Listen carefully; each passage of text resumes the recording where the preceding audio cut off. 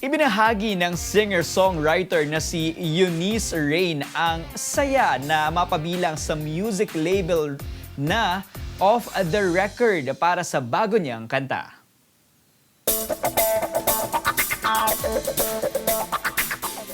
Eunice ay 17-year-old TikTok personality. Inspired by a heart-wrenching situationship ang kaniyang debut original composition na Bilyaran. Sa kanyang pagsulat ng kanta, ipinaloob umano niya dito ang relatable lyrics at ang kanyang soulful vocals. Kaya naka-release siya ng powerful and emotionally charged track. Masaya naman po.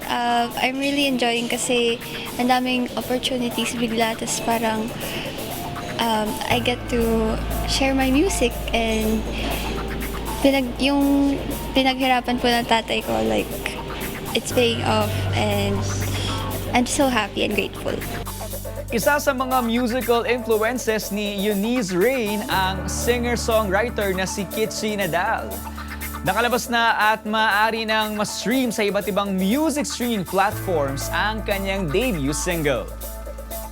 Music has been a big part of my life na ever since bata ako kasi my parents love music a lot. My mom plays the piano and my dad listens to a lot of bands like Eraserheads and The Cure, and ever since I've loved listening to music, and dumating yung time na naisipan ko gumawa ng sarili kong music.